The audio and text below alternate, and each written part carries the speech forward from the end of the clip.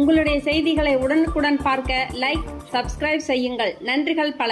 திருவள்ளூர் மாவட்டம் செங்குன்றம் பஸ் நிலையம் அருகில் அகில இந்திய ஜனநாயக மக்கள் கட்சி சார்பில் சமூக நீதி அரசியல் கூட்டம் தேசிய தலைவர், அகில இந்திய ஜனநாயக மக்கள் கட்சி தலைவர் பிஷப் டாக்டர் VS ஐசக் ஐயா தலைமையில் கூட்டம் நடைபெற்றது. பிரேமா ஐசக், திருவள்ளூர் மாவட்ட பேராயர் Rajan, Clinton Jebaraj, Jensen, Devasitham, Barnabas, Simon, Stephenson Kumar, Christu Raja, Cedric Beno, David Kutty ஆகியோர் முன்னிலை வகித்தனர். ஐசக் ஐயா அவர்கள் மேடை பேச்சில் தலித் கிறிஸ்தவர்களை SC பட்டியலில் சேர்க்க வேண்டும், கிறிஸ்தவ இளைஞர்களுக்கு தகுதி அடிப்படையில் வேலைவாய்ப்பு வழங்க வேண்டும், படித்த பெண்களுக்கு அரசு வேலை வழங்கப்பட வேண்டும், இந்த நிபந்தனைகளை ஏற்றுக்கொண்டால் அகில இந்திய ஜனநாயக மக்கள் கட்சி அதிமுகவிற்கு வாக்களிப்போம் என பேசினார். இந்நிகழ்வில் பேராயர்கள், போதகர்கள், பொதுமக்கள் என அனைவரும் கலந்து கொண்டனர். ஆண்டவரே, பேசின ஒவ்வொரு வார்த்தைகளையும் ஆண்டவர் தாமே ஆசீர்வதித்து வர நாட்கள்ல என் தேவன் தாமே நீர் நீதி செய்ய முடியாது நாங்கள் ஜெபம் பண்ணுகிறோம். இதில் பங்கு பெற்ற அருமையான ஐயா ஐசக் ஐயாவையும் அருமையான கத்தா அம்மாவையும் கருத்து ஒப்புக் கொண்டிருக்கிறோம். வந்து பங்கு பெற்ற ஒவ்வொரு தலைவர்களையும் கருத்து ஒப்புக் கொள்கிறோம். விசேஷமாய் வந்த ஒவ்வொரு பொதுமக்களையும் ஒப்புக் கொண்டிருக்கிறோம். ஒவ்வொரு சுகபத்திரமாய் நாங்கள் கடந்து செல்ல அனுகிரகம் செய்ய ஜெபிக்கிறோம். நாம மாத்திரம் மகிழ்பெறுவதாக. இயேசுவின் இனிய நாமத்தினால ஜெபிக்கும் நல்ல பிதாவே, ஆமென். எல்லாம் பெற வேண்டும். என்னருமை சமுதாயம், ஏற்றமெல்லாம் பெற வேண்டும். என்னருமை சமுதாயம், மாற்றம் ஒன்றை காண வேண்டும். என்னருமை தமிழகம், மாற்றம் ஒன்றை காண வேண்டும். என்னருமை தமிழகம். காற்றனை விரைவோம் களப்பணியாற்ற, காற்றனை விரைவோம் களப்பணியாற்ற, ஏழைகளுக்கானதாய், வறுமை கோட்டில் உள்ளவர்களுக்கானதாய், கிறிஸ்துவ மக்களுக்கானதாய் வரலாற்றை மாற்ற, அனைத்து தலித் மக்களுக்கும் உரிமையானதாய் வரலாற்றை மாற்ற புறப்படுவோம் போர்படை தளபதிகளாக. அகில இந்திய ஜனநாயக மக்கள் கட்சி என்கிற அரசியல் பயணத்தில் புறப்படுவோம் போர்படை தளபதிகளாக. இன்றைக்கு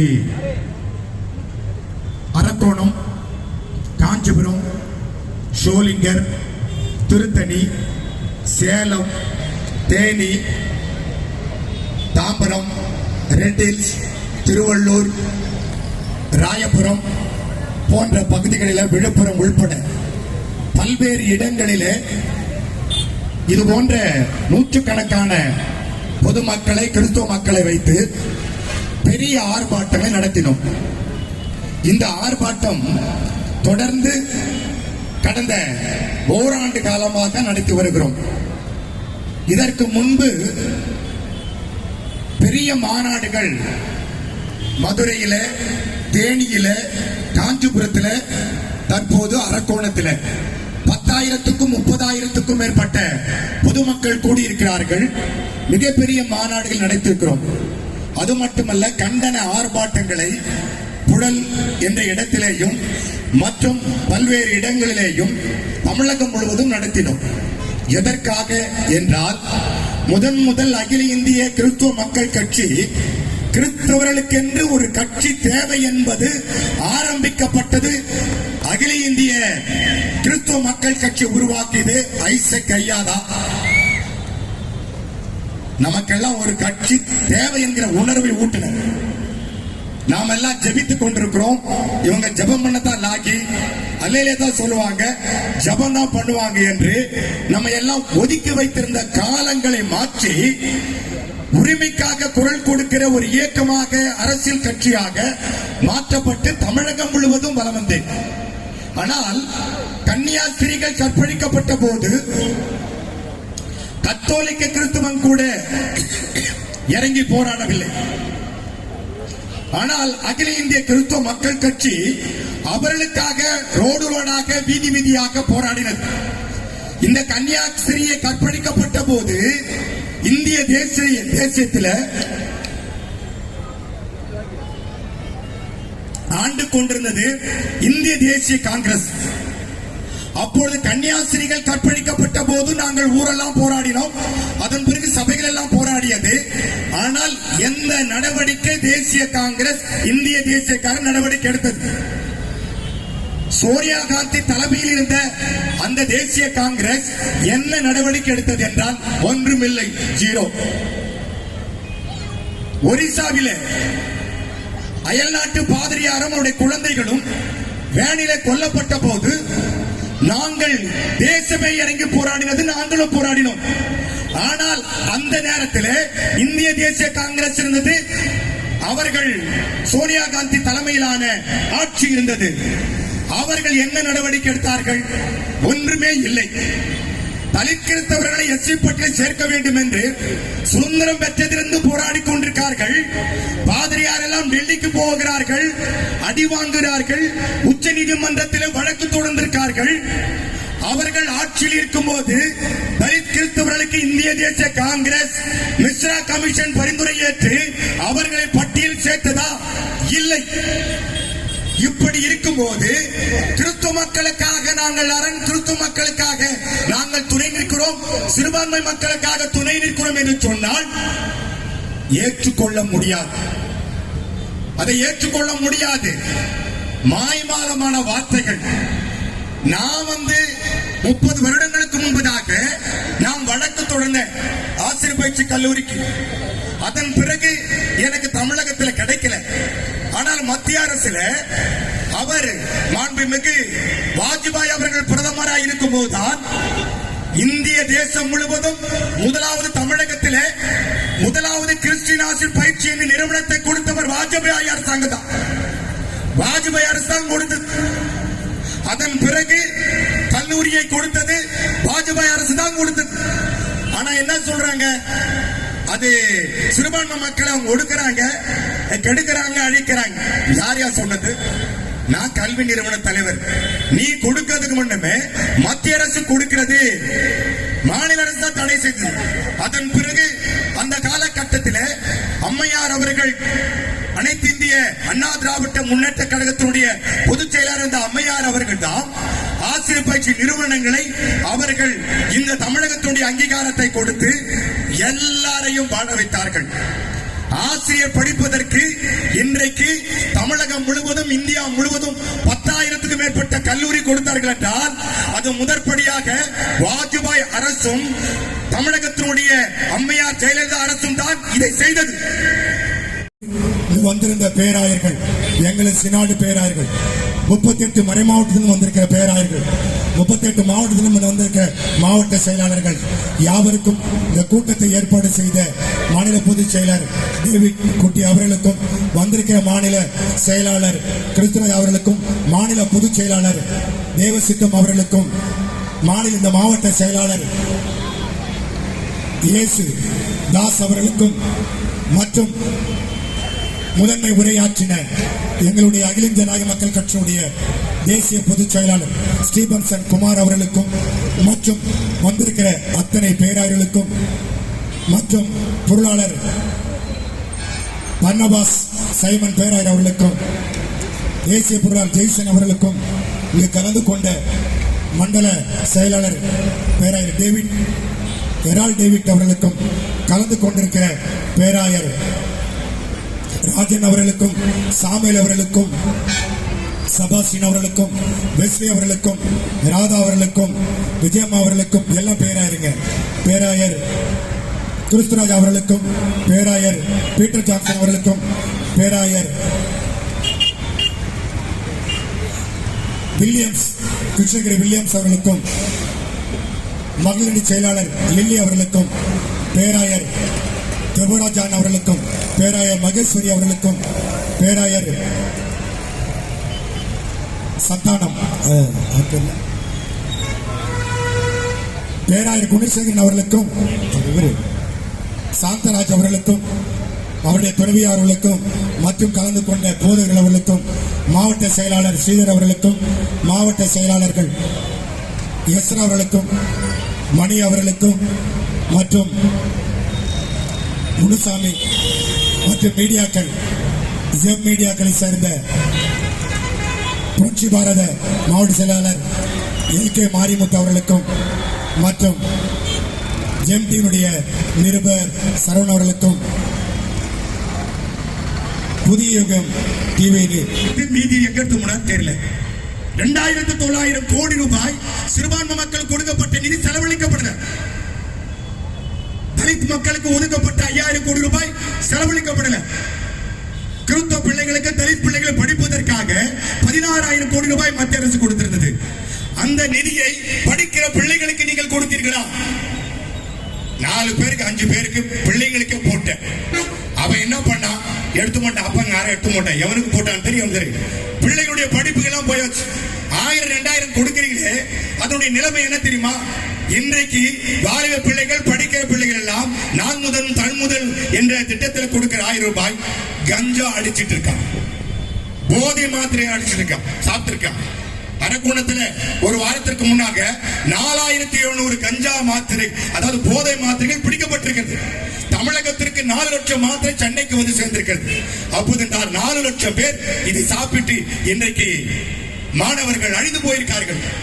இந்த கஞ்சாவினாலும் இந்த போதை மாத்திரையினாலும் பிள்ளைகள் கல்வி இழந்தார்கள், தரணை இழந்தார்கள், பகுதி இழந்தார்கள். கஞ்சா அடித்து விட்டு வடாந்தியாக்காரன திருத்தல போட்டு துணு துண்டா அடிச்சு வெட்ட ஆரம்பிக்கிறான். பல்வேறு இடங்களில் படிக்கிற பொண்ணை எடுத்து போயிட்டு அங்க கற்பழிக்கிறான், கொலை செய்யறான். தினம் தினம் கொலை, தினம் தினம் கற்பழிப்பு, சிறு குழந்தைகள் கூட பாலியல் கற்பழிப்பு நடக்கிறது. ஆகினால் இதை நாங்கள் கேட்க மாட்டோமா? ஆனால் கிறிஸ்தவ மக்களுக்கு கிறிஸ்தவ மக்களுக்கு எல்லாம் சொல்றாங்க, அதாவது அது மதவாத கட்சி கூட. இந்தியா வந்து ஒரு மத சார்பற்ற நாடு. இப்படியே